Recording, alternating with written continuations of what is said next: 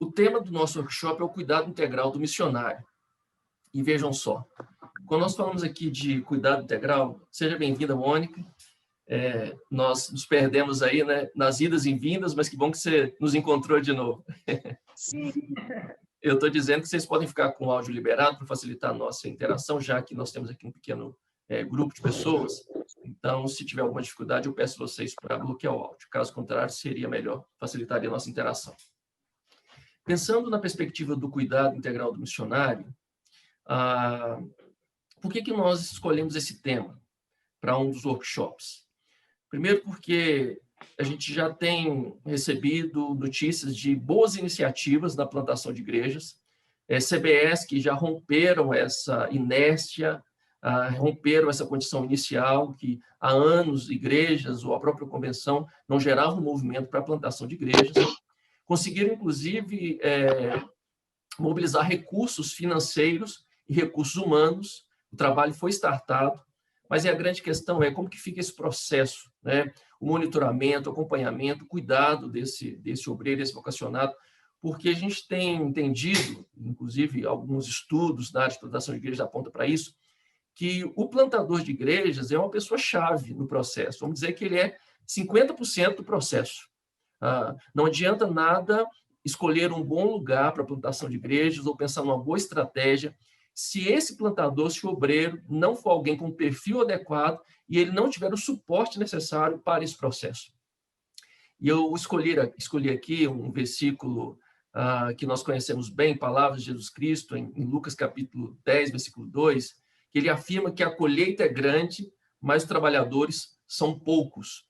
Quando nós olhamos para essa realidade atual, nós podemos dizer que os desafios são muitos para a plantação de igrejas e nós temos pouca gente disposta a enfrentar esse desafio. A maior parte das lideranças que se formam nos seminários estão em busca de igrejas já estabelecidas para compor a equipe pastoral, líderes que têm a perspectiva de trabalhar na manutenção e poucos com essa disposição ou entendimento do chamado para a plantação de igrejas. E se nós os encontramos, nós precisamos cuidar deles.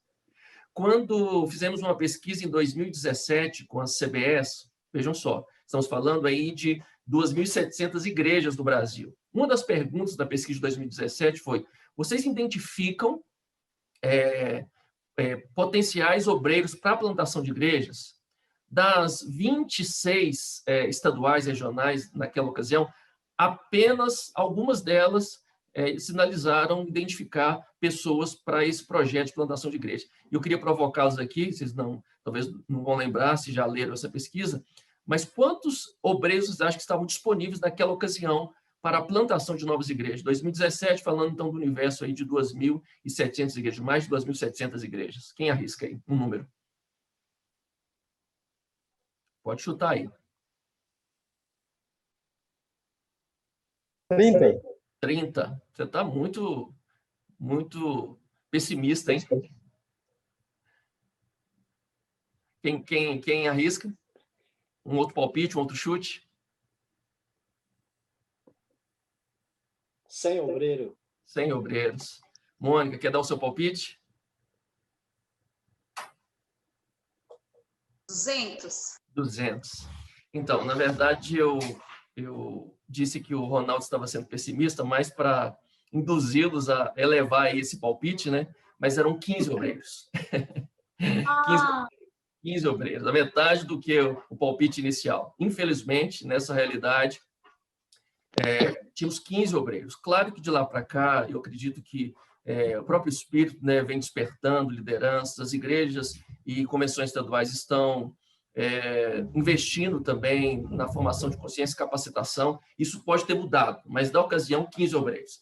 Então, eu digo isso para reforçar a importância do cuidado. Ainda hoje, os trabalhadores são poucos, por isso mesmo, precisamos cuidar adequadamente dos vocacionados aos campos do Senhor. E nós demos como título aqui desse workshop, Cuidado Integral do Missionário. E eu pergunto para vocês, quando que o cuidado não é integral?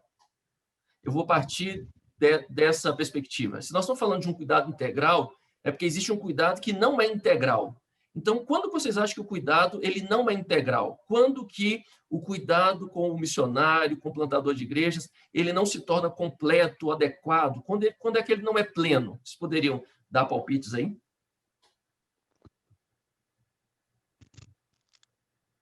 Quando ele é enviado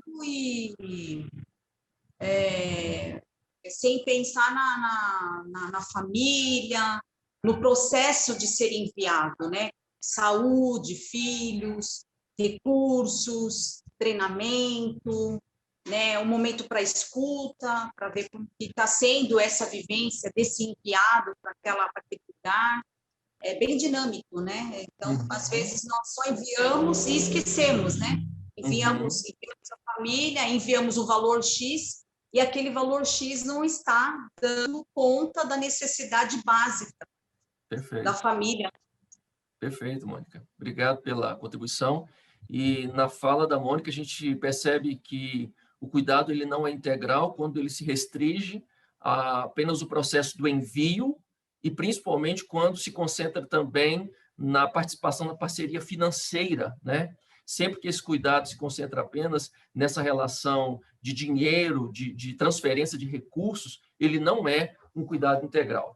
Eu creio que a gente poderia ouvir os outros, mas esses aspectos do cuidado, e a Mônica, inclusive pela sua percepção e formação profissional, acredito que ela fala bem a partir dessa realidade, tem que ser um cuidado holístico, né? Um cuidado que considera o homem como um todo e esse processo integral. Então, o aspecto físico, emocional, espiritual, financeiro e familiar. Para mim, uma excelente referência de cuidado é da igreja de Filipos e a sua relação para com o apóstolo Paulo. A igreja de Filipos era uma igreja parceira do apóstolo Paulo, não era a igreja enviadora, mas era uma igreja que se tornou parceira desde que ela foi plantada, e a partir da saída do apóstolo Paulo dali para a plantação de outras igrejas, ela já começou a participar enviando recursos financeiros. E quando Paulo escreve a carta aos filipenses, é exatamente para agradecê-los pela contribuição que eles tinham dado desde o início do ministério até aquele momento em que ele estava aprisionado. Inclusive, prisioneiro, enfrentando algumas limitações, a igreja de Filipos se lembrou dele e ele agradece por eles terem manifestado aquele cuidado. Alguém pode dizer, então, mas aí reforça de novo o aspecto financeiro, né? Não, a oferta foi enviada, até pela realidade daquele tempo, daquele contexto, não foi por Pix, né? Não foi pela Western Union. Aquela oferta foi enviada por um portador, um representante da igreja. E o representante da igreja de Filipos, ele chega até Paulo, enfrentando todos os perigos que se possa imaginar naquela época, né? Assim como na parábola do bom samaritano, os viajantes enfrentavam o risco de serem assaltados, né? Então, quando a gente vê aqui na carta aos Filipenses, Paulo está agradecendo não só pela oferta, pelo valor financeiro, pela contribuição dada ali ao seu ministério, mas ele agradece também pela presença da igreja que se faz por meio do seu representante, que chega lá, chega enfrentando os riscos, chega para esse cuidado emocional, chega para uma parceria com o apóstolo Paulo, porque ele vai considerá-lo como parceiro, né, do seu ministério, como companheiro dessas jornadas. Então, essa perspectiva, então, da igreja, por isso eu trago de novo a referência da igreja de Filipos. No processo de plantação de igrejas, não basta apenas estabelecer parceria financeira. Nós temos que entender aquele obreiro, aquele plantador, aquele missionário, como alguém com quem nós vamos caminhar juntos, inclusive para ofertar esse cuidado físico, emocional e espiritual. Quais são as fases que nós podemos citar aqui do cuidado integral do missionário? Quais são as fases? Nós poderíamos citar pelo menos três fases dessa jornada. A primeira é exatamente a fase de separar o vocacionado. É a fase que nós chamamos de identificação e a fase de avaliação do chamado. Quando, no contexto local, alguém se desperta para a vocação, é muito importante que a igreja local, pensando numa convenção estadual, que vai trabalhar com parcerias com igrejas também, procure trabalhar essa avaliação junto ao vocacionado em relação aos seus dons, suas habilidades e aonde que esse chamado de Deus se encaixa com as necessidades de um campo e com os recursos que Deus já compartilhou com esse vocacionado. A gente poderia dizer que tem muita gente certa, mas no lugar errado. Gente usando os dons para um projeto que não se encaixa com aquilo que Deus tem como prioridade para ele. Então, essa fase de separar, assim como o Espírito Santo disse à igreja de Antioquia, né? Separa para mim Paulo e Barnabé, e eles já vinham de um processo ali naquela igreja local. É muito importante que a igreja não desconsidere a importância dessa fase, porque muitas pessoas, num culto de missões, num momento de um apelo missionário, um apelo para a missão, sinaliza o desejo de servir, mas ele se perde nesse processo. E é nessa fase que a igreja precisa se conectar ao vocacionado, para identificar esse vocacionado, para percebê-lo no meio ali da igreja, do grande grupo, e caminhar com ele um processo de avaliação. Algumas igrejas, de uma forma bem prática, usam salas para trabalhar especificamente, salas de escola bíblica, ou espaços de pequenos grupos, ou programas para caminhar mais de perto com aqueles que apontam para o desejo da vocação. E vejam que aqui nós estamos falando ainda do preparo, é a fase principal de identificação e avaliação do chamado no contexto da igreja. Pensando em plantação de igrejas, eu estou apresentando aqui, apenas como referência, um questionário que tem sido usado por alguns grupos para orientação de famílias, casais, plantador e plantadoras, candidatos a um projeto de plantação. E aqui alguns utilizam isso como questionário, mas eu penso que ele funciona bem como um roteiro de acompanhamento, de conversa, de entrevista, para ir percebendo algumas questões. Por exemplo, você e seu cônjuge possuem plena convicção do chamado de Deus para plantar uma nova igreja, uma vez que, mesmo que o plantador, o pastor, seja aquele líder que entende especificamente aquele chamado a partir de uma vocação pastoral, mas é um chamado para a família, é esposo, esposa, a família como um todo. Vocês estão de comum acordo quanto ao momento certo de iniciar essa jornada? Qual a opinião de seus filhos em relação ao projeto de plantar uma igreja? Enfim, como está a saúde física de vocês? Como está a vida devocional? Estão enfrentando algum momento de conflito nas relações interpessoais? Como que você lida com essas situações de conflito? Como está a vida financeira? É um pequeno roteiro para chamar, para pensar sobre algumas realidades, e não é um roteiro, não é um questionário que vai classificar e vai desclassificar o vocacionado apenas pela limitação e dificuldade em algum desses processos, mas são pontos a serem considerados para receber apoio e suporte, tanto no processo que antecede a plantação de igreja, como durante o processo. Porque se a pessoa identifica uma área de fragilidade, isso não descredibiliza, mas então acende o sinal de alerta para um acompanhamento, uma assistência, um direcionamento dentro dessas realidades. Além das questões pessoais, tem aqui também nesse roteiro algumas questões ligadas à filosofia ministerial, né? Como que essa pessoa entende o plantio de igrejas, como que ele percebe as áreas ministeriais essenciais para a plantação de igrejas. E eu só estou apresentando aqui panoramicamente, depois eu compartilho, em especial com vocês três, esse slide também, esse roteiro, para que possam considerar. Mas o que a gente está dizendo? Na fase de preparação, na fase de identificação, na fase de avaliação do chamado, a importância de conversas francas, de direcionamento claro a respeito das necessidades, inclusive, de aprimoramento. Fase 2 seria a fase, então, objetivamente, preparar o vocacionado. E aqui nós estamos falando de vários aspectos. E o primeiro deles é a experimentação na igreja local. Uma vez que um vocacionado ele sinaliza esse chamado de Deus e percebe a intenção de Deus, o primeiro passo não é o preparo teológico, o primeiro passo certamente não é o envio, o primeiro passo é a experimentação da igreja local, dar oportunidade às pessoas para servirem sob o ambiente de supervisão e de suporte na igreja local. Eu trabalhei alguns anos na JAMI, na Junta de Missões, da nossa convenção, exatamente como diretor de base, responsável pelo treinamento. Recebemos muitos candidatos, vamos assim dizer, convictos de um chamado de Deus, de uma vocação, inclusive para servir mesmo no contexto transcultural, mas muitas vezes chegavam ali crus, sem nenhuma experiência, porque a percepção era, quando chegar no campo, eu vou desenvolver, eu vou viver alguma coisa, vou cumprir o ministério, vou ver essa realidade. O ponto de partida é a igreja local, é a experimentação. Isso faz toda a diferença, inclusive, para o que você vai desenvolver lá. Então, não é duvidando da vocação, mas entendendo que a experimentação, o serviço começa na igreja local. Formação teológica, formação missiológica, e apenas fazendo aqui uma analogia entre as duas, nós podemos dizer que a formação teológica é aquilo que nos dá a base para o conteúdo da missão. Vamos imaginar, então, que é tudo aquilo que você, na sua viagem, vai levar para um outro lugar, para outra cultura, para um outro povo, que seja para outra cidade, para outro bairro, para aquele projeto que você vai iniciar. Sem uma formação teológica, dificilmente o candidato terá uma base, terá conteúdo suficiente para.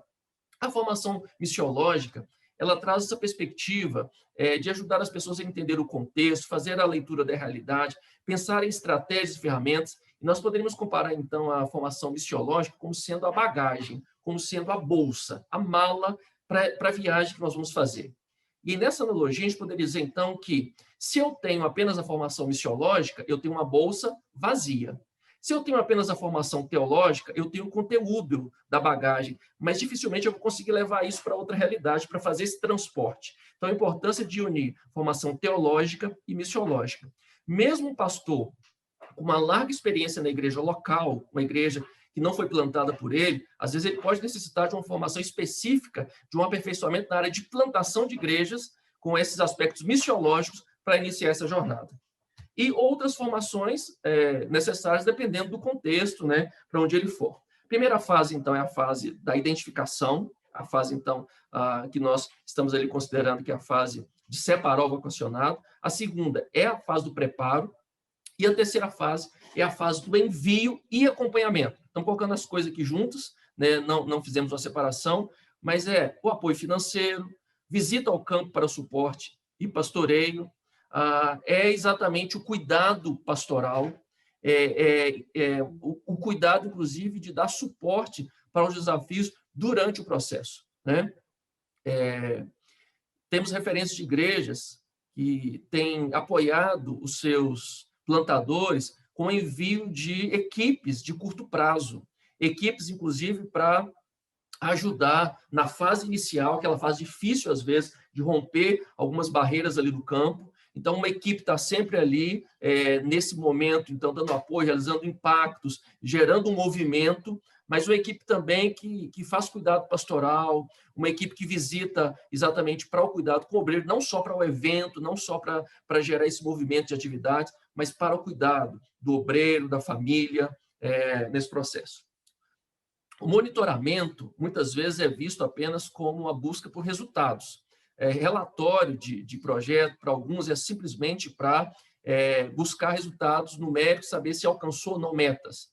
Mas a importância de um bom relatório é para dar consciência de quais são os avanços e quais seriam as prioridades. Aqui nós temos um modelo de relatório padrão que busca essas informações, esses dados numéricos, mas busca também considerar quais são os desafios, as principais necessidades, né, os motivos de louvor, para que quem monitora possa acompanhar. Isso dá transparência ao processo, dá credibilidade ao processo e ajuda, inclusive, as igrejas, ajuda os grupos a conseguirem novos parceiros a partir, então, não só da divulgação de dados, mas o comprometimento mesmo de mostrar a seriedade de acompanhar. Eu conheço igrejas que não têm perfil, não têm perspectiva de serem uma igreja mãe para um projeto de plantação de igrejas, mas elas gostariam de apoiar algum grupo. Mas algumas não se sentem motivadas por não verem credibilidade na liderança ou mesmo no processo. Então, o monitoramento, a prestação de contas ajuda, aumenta essa credibilidade e abre espaço para as pessoas realmente participarem mais ativamente do processo.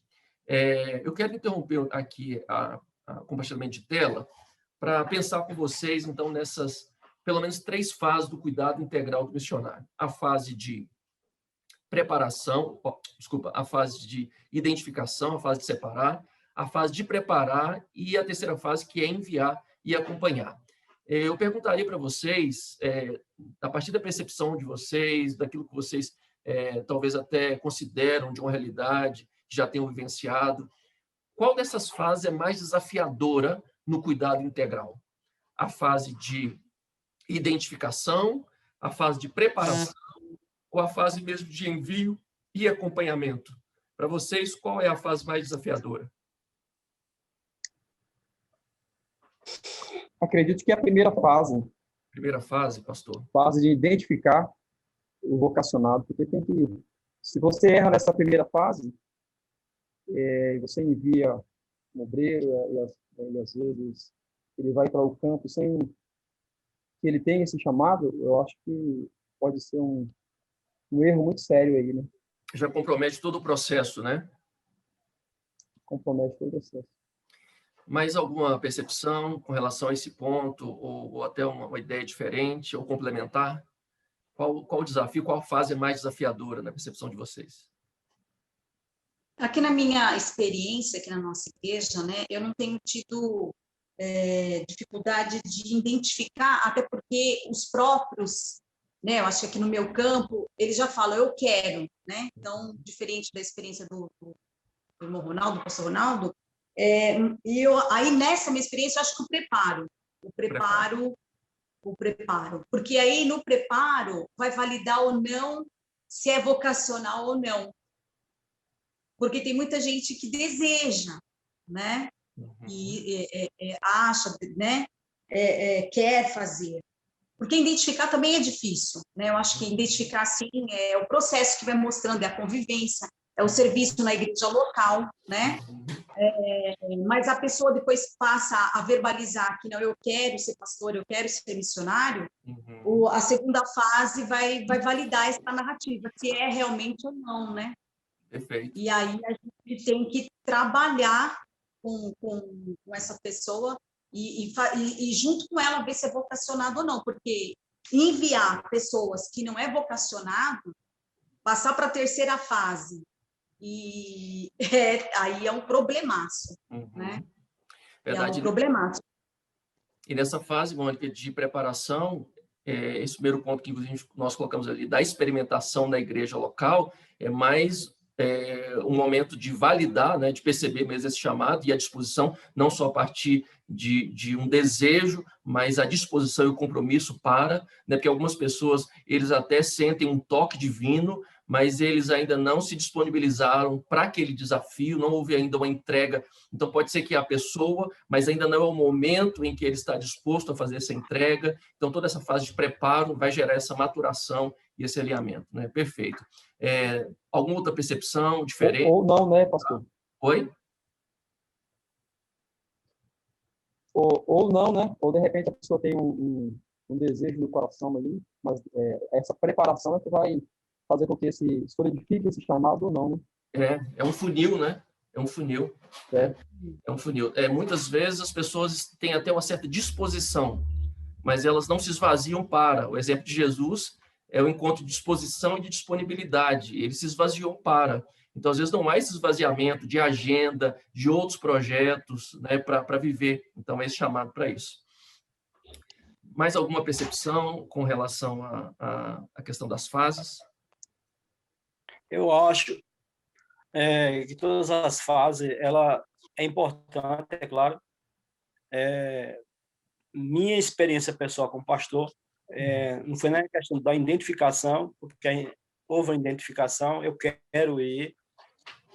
Houve o tempo de preparo, de dar oportunidade na igreja, ver o desenvolvimento, mas o problema que eu tive, algo pessoal meu, foi na questão do acompanhamento, porque quando a pessoa lidar com a realidade, que às vezes se cria uma perspectiva, mas a realidade do campo missionário é outra, é uma mudança, às vezes, de cultura, aí vem os problemas. Aí, na minha experiência, os problemas que eu tive foi justamente no acompanhamento, onde as pessoas, dois casos, desistiram, ou por uma deficiência da igreja, ou um próprio impacto pessoal da pessoa no campo, e ver que a mudança, sair de uma igreja estruturada, um trabalho inicial, requer um redobrado esforço, dedicação, para ver um desenvolvimento, um crescimento, e ver a dificuldade, a realidade, onde a gente vê que às vezes a desistência. Verdade, pastor. faz todo sentido, até porque muitos de nós, com outras formações profissionais, saímos da graduação com uma grande bagagem, mas quando a gente vai para a prática, para o exercício profissional, a gente enfrenta inúmeros obstáculos. Isso não é diferente também na jornada ministerial. Então, a importância de um mentor neste processo, de uma igreja que assessora, que acompanha, para ajudar a superar esses obstáculos também. Então, o acompanhamento, esse monitoramento é essencial, até mesmo para essa formação que ela continua, né, a partir dessa vivência prática. Gente, nós temos mais 4 minutinhos, estou disposto ainda a ouvir o pastor Marcolino, mas eu queria pedir, se vocês me permitam, direcionar para a Mônica a responsabilidade, a tarefa de ser a nossa representante do grande grupo, pensando pelo menos 2, 3 pontos que vocês destacaram aqui, que a gente considera essencial dessa discussão, só para compartilhar lá. Pode ser, Mônica? Pode. Se você puder estruturando alguma coisa, serão só 2 minutos, então é só para pensar, né, dentro do que nós discutimos aqui, os pontos mais importantes do nosso workshop. Enquanto isso, pastor Marcolino, se quiser também fazer alguma consideração, temos mais 2 minutos. O seu áudio ainda está bloqueado, por favor, libera aí para a gente. Isso. Ok, agora sim. Obrigado pelo pastor, meu privilégio, estou na fila, graças a Deus. Mas eu acho que realmente as fases aí que o senhor nos colocou, elas, talvez, para mim, o difícil não seria identificar, mas preparar a pessoa para aquela realidade, né? O senhor conhece aqui a nossa realidade do Goiás e culturalmente temos cidades interioranas, né? E eu acho que, às vezes, a pessoa, não sei se ela vislumbra-se, mas ao chegar ao campo, talvez ela tenha aquele choque de realidade, né? Mas eu concordo com os irmãos que identificar também é difícil, né? Eu acho que, até uma pergunta que eu gostaria de fazer ao senhor, nesses minutinhos, é essa identificação do vocacionado, como ela se faria? Pelo seu serviço na igreja, pelo que, mais ou menos, a gente poderia identificar esses vocacionados? Eu penso que o melhor caminho é exatamente pelo serviço, né? A igreja, ela deve criar oportunidades para que as pessoas possam identificar e reconhecer o seu dom e o seu chamado. Existem muitas técnicas, inclusive, para se trabalhar a identificação de dons. Existem testes para isso, mas me parece que a melhor forma, a forma mais garantida é colocando a mão no arado, chamando as pessoas para experimentar. Mesmo que seja experiência de curto prazo, né, isso pode gerar. A igreja, ela tem o compromisso a partir do púlpito, do ensino, em trazer essa formação, essa formação de consciência e fazer um apelo mesmo, até de forma objetiva, formal, né? O apelo do púlpito para o chamado, para o serviço, para a vocação. E nessa mobilização, algumas pessoas vão responder, sinalizar esse desejo. Então, eu pensaria que tanto se dá nesse ambiente mais formal, do culto, do apelo, mas se dá também na jornada prática do serviço, onde nós vamos envolvendo as pessoas e dando elas a oportunidade de se verem no processo.